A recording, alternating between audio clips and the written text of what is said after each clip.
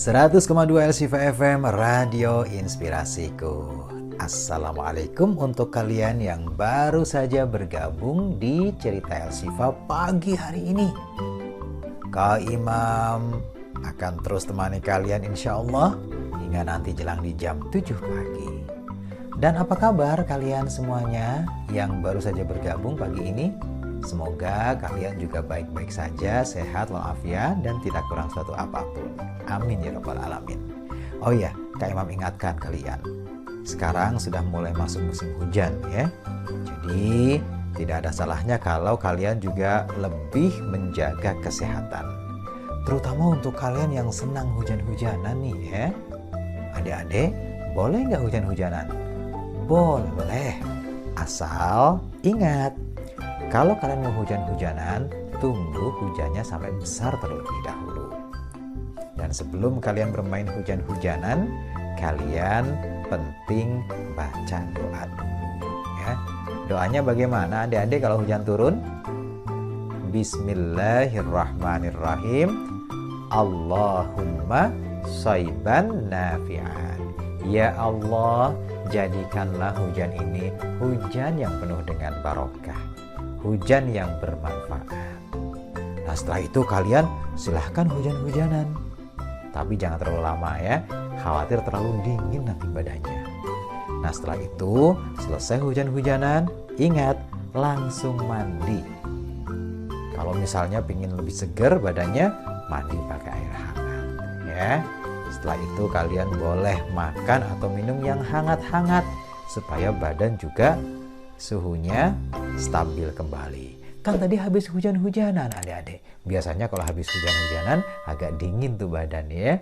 Supaya normal kembali suhunya, makan atau minum yang hangat. Boleh teh manis tapi yang hangat. Hah? Ada yang pingin makan bakso? Boleh, silahkan ya. Kemudian juga pingin makan nasi? Apalagi silahkan aja ya. Boleh-boleh saja nasi yang hangat. Oke? Iya deh. Pokoknya yang penting jaga kesehatan. Adik-adik, ngomongin tentang masalah air, coba.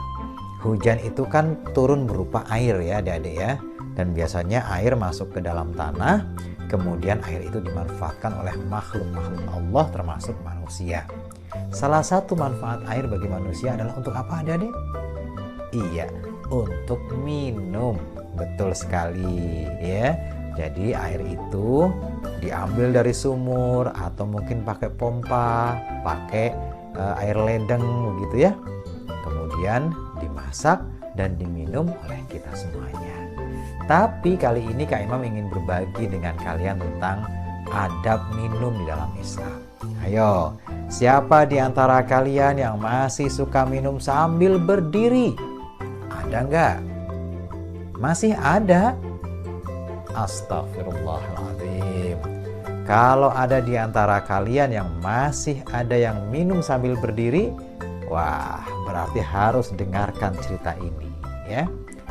Minum sambil berdiri berarti itu cara minum yang tidak baik.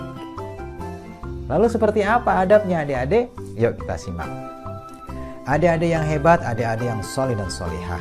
Jadi cara minum air yang baik itu adalah pertama, kalian ambil air secukupnya.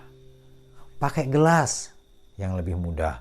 Jangan pakai gayung. Kalau pakai gayung minumnya susah karena besar ya. Dan isinya terlalu banyak. Nanti perutnya kembung. Bung, pak, bung, bung, bung, bung, bung, bung. Gitu ya. Jadi kembung seperti suara gendang. Tuh, ambil air minum secukupnya. Dengan gelas boleh ya. Lalu yang kedua adik-adik, minum yang baik itu adalah minum sambil duduk. Betul sekali. Tidak boleh minum sambil berdiri, apalagi sambil berlari-lari, berkejar-kejaran. Khawatir tersedak adik-adik. Sakit loh kalau tersedak. Ya. Oleh karena itu pastikan kalian minum sambil duduk. Betul sekali. Kemudian yang ketiga adik-adik, saat kalian sedang minum, sebaiknya kalian tidak sambil bicara. Kak Imam memang bisa minum sambil bicara. Justru itu, makanya kalian tidak boleh minum sambil bicara. Tapi kalau minum es kan biasanya bisa sambil bicara, ya. Es yang di plastik itu loh adik-adik. Oleh karena itu, sebaiknya kalian tidak minum sambil bicara. Ada berikutnya adik-adik, sebaiknya pada saat kalian minum, kalian tidak membicarakan hal-hal yang buruk. Ingat adik-adik, itu air minum adalah nikmat dari Allah Subhanahu wa Ta'ala, rahmat dari Allah Subhanahu wa Ta'ala. Oleh karena itu, saat sedang menikmati nikmat dari Allah, sebaiknya tidak membicarakan hal-hal yang buruk, ya. Kemudian berikutnya lagi, saat kalian akan minum adik-adik, minumlah dari air yang halalan thayyiban, yang halal dan yang bersih. Adik-adik, kalau kalian minum air yang kotor, khawatir nanti di dalamnya banyak bibit penyakit. Setelah kalian minum, justru kalian perutnya sakit. Jangan sampai, ya. Oleh karena itu, minumlah minum yang bersih, yang baik. Kemudian yang kedua, juga minuman yang halal. Maksudnya apa? Adik-adik, minuman yang halal itu adalah minuman yang diambil dengan cara yang baik dari barang atau sumber yang baik. Emang ada Kak Imam minuman yang haram? Ada. Tuh, minuman yang memabukkan, minuman beralkohol, itu haram. Atau minuman yang diambil dengan cara mencuri. Oh, itu juga haram adik-adik, ya. Tidak boleh diminum. Mencuri di toko, ya kan?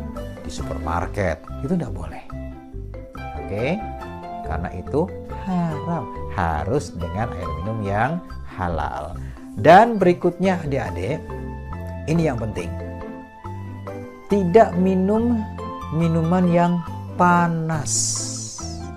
Karena itu akan merusak lambung kalian, akan merusak kerongkongan kalian, ya kan? Jadi minumlah air yang sudah dingin, ataupun kalau tidak adalah air yang hangat, ya, air yang suhu ruangan. Kemudian kalau airnya itu panas adik-adik, tidak boleh ditiup, misalkan begini, itu tidak boleh. Kenapa? Karena khawatir bakteri yang ada di mulut kemudian berpindah ke air minum, kemudian masuk lagi ke mulut kita, ya kan? Nanti jadi air minumnya tidak bersih.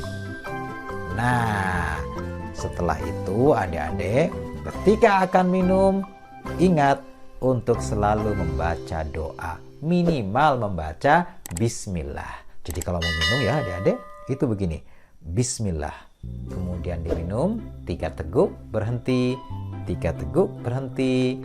Kemudian setiap kali selesai minum, ucapkanlah alhamdulillah. Itu sebagai rasa syukur kita kepada Allah Subhanahu wa Ta'ala, karena Allah yang telah memberikan nikmat yang begitu banyak kepada kita berupa air minum tersebut. Oke, adik-adik yang hebat, yang soleh dan solihah, jadi sekarang sudah tahu ya tentang adab minum yang baik dalam Islam. Mudah-mudahan kalian semuanya bisa mengamalkannya dan menerapkan dalam kehidupan sehari-hari. Amin ya rabbal alamin. Nah, adik-adik yang soleh dan solihah, mudah-mudahan cerita ini atau kisah ini bisa menjadi inspirasi bagi kita untuk terus melakukan kebaikan demi kebaikan. Bermula dari bersyukur kepada Allah karena Allah telah menciptakan bagi kita air minum yang bisa kita minum untuk kebutuhan kita sehari-hari tanpa kesulitan. Bayangkan adik-adik di belahan bumi sana yang kesulitan air minum, itu begitu mahalnya air minum itu, harus antri. Tetapi alhamdulillah kita tidak kesulitan untuk mendapatkannya. Kemudian yang kedua adik-adik, tentang adab ketika kita minum. Tidak sambil berdiri, tidak dengan tangan kiri, kemudian tidak ditiup ketika sedang panas, ya, melainkan dikipas-kipas. Dan pelajaran yang ketiga adalah kita senantiasa bersyukur dan bersabar. Syukur ketika kita itu mendapatkan banyak nikmat, dan sabar ketika kita mendapatkan tantangan atau cobaan. Wallahu a'lam bishawab. Ada yang hebat, ada yang soleh dan solihah. Mudah-mudahan kisah pagi hari ini yang sudah Kak Imam hadirkan di cerita El Shifa pagi ini banyak memberikan inspirasi dan semangat untuk terus melakukan kebaikan demi kebaikan. Insya Allah kita akan ketemu lagi dalam cerita El Shifa pekan yang akan datang. Billahi taufiq wal hidayah. Assalamualaikum warahmatullahi wabarakatuh.